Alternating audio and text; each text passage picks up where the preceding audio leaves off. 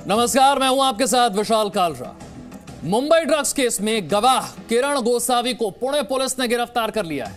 यह गिरफ्तारी हुई है 2018 के एक धोखाधड़ी के मामले से। यह 2018 के धोखाधड़ी से मामले से जुड़ी हुई गिरफ्तारी है। किरण गोसावी पर आरोप है कि उसने चिन्मय देशमुख नाम के एक व्यक्ति को मलेशिया में नौकरी दिलाने का झांसा देकर 6 लाख रुपए ठग लिए थे। इस केस में कई दिनों से किरण गोसावी फरार चल रहा था। गिरफ्तारी से पहले किरण गोसावी ने एक वीडियो भी जारी किया जिसमें उसकी मांग है कि आर्यन केस के गवाह प्रभाकर साइल के मोबाइल फोन की जांच होनी चाहिए। किरण गोसावी वो व्यक्ति है, जब आर्यन को पकड़ा गया उसके बाद सबसे पहली तस्वीर आर्यन की एक सेल्फी इसी व्यक्ति के साथ सामने आई थी। वो व्यक्ति है किरण गोसावी। वो इस मामले में एक गवाह भी है, लेकिन उसके अपने ही बॉडीगार्ड यानी कि प्रभाकर ने यह आरोप लगाया है कि किरण गोसावी और सैम डिसूजा के बीच एक डील की बात उसने सुनी थी।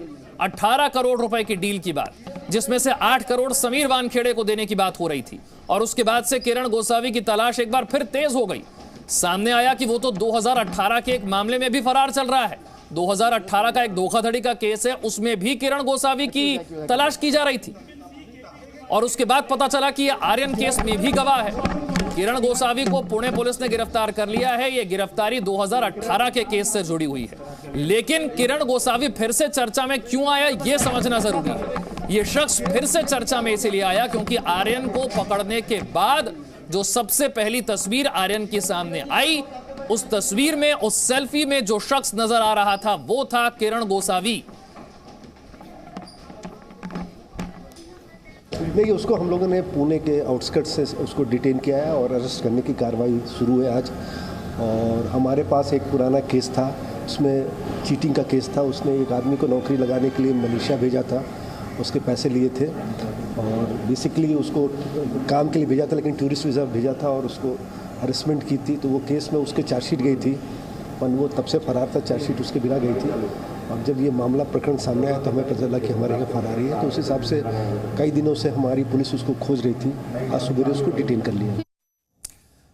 आर्यन ड्रग्स केस में किरण गोसावी का कहना क्या है वो भी आपको सुनवाते हैं। नमस्कार, जय हिंद। मी किरण गोसावी प्रभाकर साहिल विषयी काही बोलू इच्छितो। जो आजचा त्याने व्हिडिओ टाकलेला आहे किंवा जे कोणी RPIचे अध्यक्ष किंवा कोणीतरी त्या बाजूला बसलेले आहेत त्याबद्दल मला काही घेणं देणं नाही आहे। विषय हा आहे की जे काही तो बोलतोय की त्याला इथे उभं केलं होतं, तिथे उभं केलं होतं, एवढे पैसे घेतले, तेवढे पैसे घेतले। सॅम डिसोजा सोबत संभाषण कोणाचे झालेले आहेत, किती पैसे कोणी घेतलेले आहेत, प्रभाकर साहिलला गेल्या 5 दिवसांमध्ये काय ऑफर आलेले आहे, त्याच्या मोबाईलवरनं तुम्हाला स्पष्टपणे समजेल।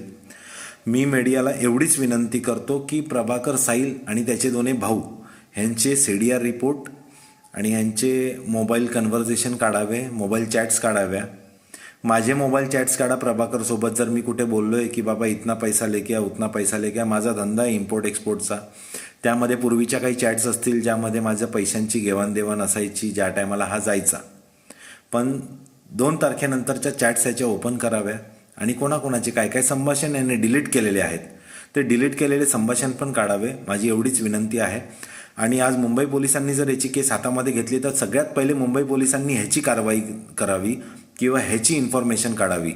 मंत्री वगैरे जेवढे याच्या मागे आहेत सगळ्यांची इन्फॉर्मेशन काढावी, माझं एवढंच म्हणणं आहे। आज मी एक मराठी व्यक्ती असल्यामुळे माझ्या पाठीमागे माझ्या मते तरी कोणी ना कोणी उभं राहावं, कुठला एखादा मंत्री तरी माझ्या मागे उभा राहावा, अपोजिशन असो किंवा करंट जे ज्यांचं आत्ता सध्या राज्य आहे, कोणी ना कोणीतरी एकाने उभं राहून ॲटलिस्ट मी जेवढं सांगतोय तेवढ्या गोष्टीसाठी मुंबई पोलिसांकडे एक दरख्वास्त करावी किंवा एक अर्जी करावी, माझं एवढंच म्हणणं आहे। बाकी माझं काही म्हणणं नाही आहे। ह्याचे फोन रेकॉर्ड काढा, सगळ्या गोष्टी क्लिअर होतील। हा जे जे एलिगेशन्स करतो आहे प्रत्येकावर, ते सगळे एलिगेशन्स फॉल्स आहेत आणि पैसे ह्या लोकांनीच घेतलेले आहेत। त्यामध्ये सगळ्यात मेन हा आणि याचे दोघं भाऊ। प्रभाकर जो आरोप लगा रहा है किरण गोसावी पर, किरण गोसावी उन आरोपों को गलत बता रहा है, बेबुनियाद बता रहा है और यह भी कह रहा है कि इस पूरे मामले की जांच होनी चाहिए। मैंने कोई झूठ नहीं बोला, ना ही मैंने कोई डील की है। आगे बढ़ते हैं। ड्रग्स मामले में आरोपी आर्यन खान की जमानत पर आज एक बार फिर से सुनवाई होने वाली है। बॉम्बे हाई कोर्ट में 2:30 बजे का वक्त है जब फिर से सुनवाई शुरू होगी। आज की सुनवाई में नारकोटिक्स कंट्रोल ब्यूरो एनसीबी के वकील अपनी दलीलें पेश करेंगे। आर्यन खान 25 दिन से आर्थर रोड जेल में है। आर्यन केस में गवाह किरण गोसावी को पुणे पुलिस ने गिरफ्तार कर लिया है। 2018 का केस है धोखाधड़ी का, जिसमें किरण गोसावी गिरफ्तार हुआ है। वहीं एनसीबी के जोनल डायरेक्टर समीर वानखेड़े से आज एनसीबी वसूली के मामले में पूछताछ करेगी। इस बीच प्रभाकर साइल, किरण गोसावी को बयान दर्ज कराने के लिए एनसीबी ने समन भी जारी किया। और ड्रग्स केस में इस वक्त की 5 बड़ी खबरें क्या है, ये भी आपको बताते हैं। पहली बड़ी खबर यह है कि बॉम्बे हाई कोर्ट में आज एक बार फिर से आर्यन की जमानत पर सुनवाई होगी। आर्यन 25 दिन से जेल में है। किरण गोसावी जो कि गवाह है, उसे पुणे से गिरफ्तार कर लिया गया। इस केस में गवाह किरण गोसावी, इसे गिरफ्तार कर लिया गया है। एनसीबी की विजिलेंस टीम समीर वानखेड़े से पूछताछ कर रही है। प्रभाकर साइल और किरण गोसावी को बयान दर्ज करने के लिए एनसीबी की तरफ से समन भी जारी किया गया है।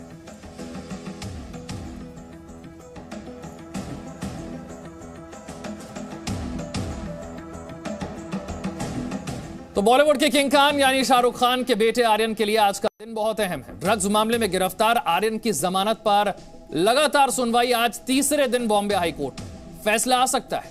इससे पहले कल यानी कि 27 अक्टूबर को भी बॉम्बे हाई कोर्ट में जमानत पर सुनवाई हुई और इस दौरान मुकुल रोहतगी ने आर्यन का पक्ष रखा, गिरफ्तारी को गलत बताया। एनडीपीएस कोर्ट ने 20 अक्टूबर को जमानत याचिका खारिज कर दी थी। इसके बाद जमानत के लिए बॉम्बे हाई कोर्ट में अर्जी दाखिल की गई थी। 3 दिन सुनवाई के हो चुके हैं। अब यह देखना है कि क्या आज फैसला आ पाता है या नहीं। तो आर्यन को आज बेल मिल पाएगी या नहीं, यह बड़ा सवाल है। जमानत पर एक बार फिर सुनवाई होगी। बॉम्बे हाई कोर्ट में 2:30 बजे सुनवाई का वक्त है। एनसीबी के वकील आज अपनी दलीलें रखेंगे। कल मुकुल रोहतगी की तरफ से कहा गया था कि अरेस्ट मेमो में गिरफ्तारी का कोई सही आधार ही नहीं बताया गया है। मुकुल रोहतगी ने कहा था कि बरामदगी पर गुमराह किया जा रहा है। कल एक बात यह भी कही गई थी कि अरेस्ट मेमो में तो कहीं किसी साजिश का जिक्र है ही नहीं। अरेस्ट मेमो में लिखा गया था कि ड्रग्स का कंजम्पशन और ड्रग्स रखने के आरोप में गिरफ्तारी हो रही है। बाद में साजिश शब्द को, कॉन्स्पिरेसी को जोड़ दिया गया।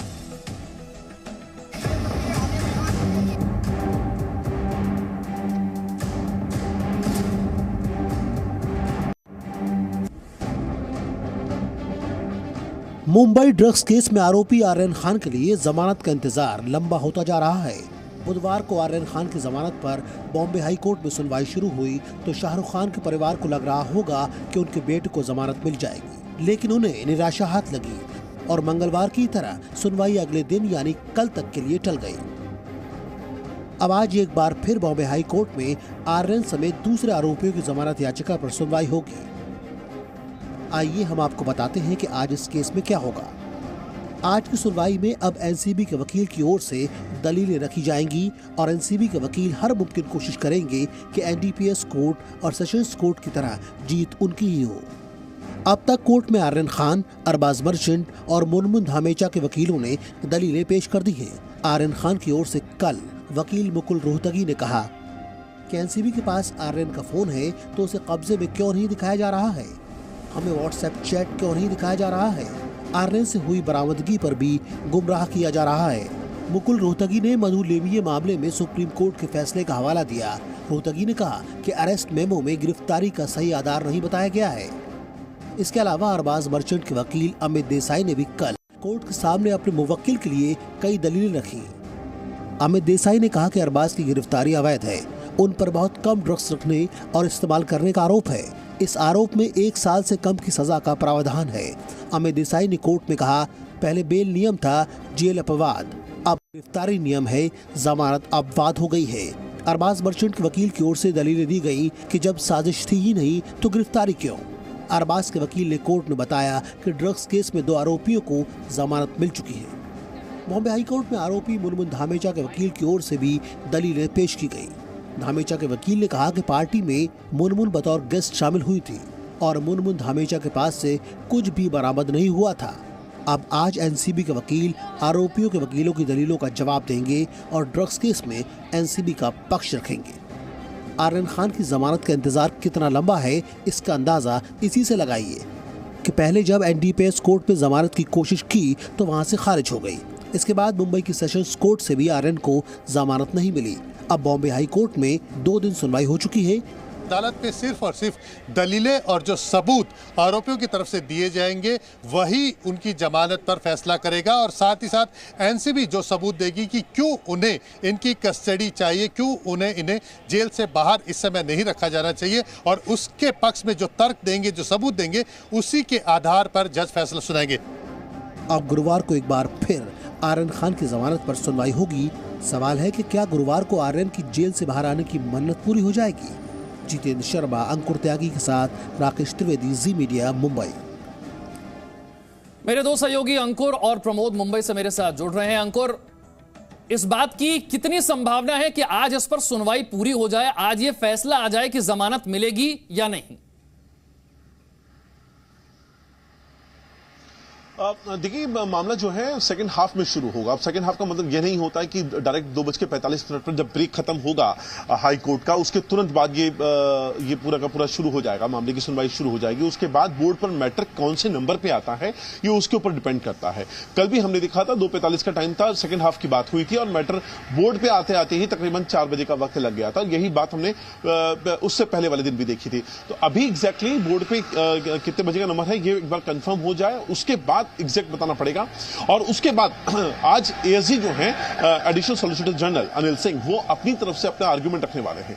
कल ही उन्होंने कोर्ट को क्लियर कर दिया था कि उनको कम से कम 1 घंटा लगेगा। ये बात कम से कम की हो रही है, हो सकता है इससे ज्यादा बढ़ जाए, 1.5 घंटा या 2 घंटा भी हो सकता है। डिपेंड करता है कि वो अपना आर्गुमेंट तीनों आरोपियों की जमानत को लेकर किस तरह से प्रेजेंट करते हैं। और जिस तरीके से अपना पक्ष रखा है तीनों वकीलों ने, चाहे मुनमुन दमीचा की तरफ से काशिफ हो या फिर अमित देसाई हो जो कि अरबाज मर्चेंट का केस रख रहे थे, या फिर हमने मुकुल को देखा, एडवोकेट मुकुल को देखा था, उन्होंने भी आर्यन खान का पक्ष रखा था। एक लंबा चौड़ा अपना आर्गुमेंट आज एएसजी अनिल सिंह को रखना होगा। उनको बताना पड़ेगा कि इनकी जमानत याचिका पर को खारिज क्यों नहीं कर देना चाहिए, क्या वजह है, क्या इन्वेस्टिगेशन पे असर पड़ जाएगा, ऐसा क्या हो जाएगा 23 दिनों में जब उनको जमानत नहीं मिली और इन्वेस्टिगेशन किस दौर में गई है। जब से हाल ही में जिस तरह से हमने देखा था अनन्या पांडे के लेकर कई सारे चैट्स हैं वो आर्यन खान के सामने आए थे, कई तरह के सस्पिशियस ट्रांजेक्शंस की बात करी थी। उन सस्पिशियस ट्रांजेक्शंस के अलावा जो बाकी के आरोपी हैं उनके बयान से अनन्या पांडे का क्या कनेक्शन निकल के आता है। और जो बार बार एनसीबी के जो वकील हैं additional solicitor general Anil Singh, वो बार बार एक बात पे जोर दे रहे हैं, उसको कहते हैं कॉन्स्पिरेसी। तो कॉन्स्पिरेसी को उनको प्रूव करना होगा। जैसे कि हमने देखा कल अमित देसाई ने लगातार इस बात को डिनाइल मोड पे रहे कि कॉन्स्पिरेसी जैसी तो कोई चीज ही नहीं है। आप व्हाट्सएप चैट्स के बिहाफ पर कॉन्स्पिरेसी को एस्टेब्लिश करने की बात कर रहे हैं, लेकिन एक भी व्हाट्सएप चैट इस रेव पार्टी जो 2 अक्टूबर 3 अक्टूबर की रात को बस्ट की गई है, क्या दलीलें रखी गई ये भी अंकुर बता रहे हैं, और कितने बजे मामले की सुनवाई शुरू होगी ये भी अंकुर जानकारी दे रहे हैं। प्रमोद से समझते हैं, आज किरण गोसावी को पुणे में गिरफ्तार किया गया है। किरण गोसावी की गिरफ्तारी इस पूरे केस के लिए कितनी अहम है? क्योंकि आर्यन को पकड़े जाने के बाद सबसे पहली तस्वीर अगर आर्यन के सामने आई थी तो वो शख्स था किरण गोसावी, जिसकी सेल्फी सामने आई थी। प्रमोद, बिल्कुल, इस पूरे मामले में जो किरण गोसावी और प्रभाकर है ये सबसे अहम किरदार हैं, क्योंकि दोनों विटनेस भी थे। और फिर प्रभाकर ने जिस तरीके से गोसावी और समीर वानखेड़े और एनसीबी की टीम के ऊपर वसूली के आरोप लगाए, उसके बाद अब एक विजिलेंस जांच भी शुरू हो गई है। और बार बार समन देने पर और बार बार जो है इनसे कांटेक्ट करने के बाद जो शिकायत करता है, जो कंप्लेनेंट है, वो ही जाँच टीम के सामने अपने बयान दर्ज कराने नहीं जा रहा है। वहीं एक तरफ मुंबई पुलिस के पास वो 2 दिन तक जांच अपने बयान दर्ज कराए हैं। किरण गोसावी जो अब गिरफ्तार हुआ है तो उससे भी एनसीबी की जो विजिलेंस टीम है वो उसके बयान लेना चाहेगी, उससे की जांच करना चाहेगी। लेकिन चूंकि एनसीबी ने कोई केस रजिस्टर नहीं किया है, इसलिए कानूनन उनके पास कोई अधिकार नहीं है कि वो उसको रिमांड पे लेके आए या फिर उनको किसी तरीके के कोई अपने प्रोडक्शन वारंट पे लेके आए। सिर्फ एनसीबी की जांच टीम है जो विजिलेंस जांच कर रही है, वो पुणे जाकर महाराष्ट्र पुलिस से रिक्वेस्ट कर उसके बयान दर्ज जी। तो किरण गोसावी की गिरफ्तारी कितनी अहम साबित होगी इस केस में, क्योंकि डील के जो आरोप लग रहे हैं उसमें किरण गोसावी का भी नाम है। दूसरी तरफ एक बार फिर 2:30 बजे के बाद बॉम्बे हाई कोर्ट में आर्यन की जमानत पर सुनवाई होनी है। देखना है कि क्या आज फैसला आ पाता है या नहीं। Presenting B News app available on Google Play and App Store. Download it now.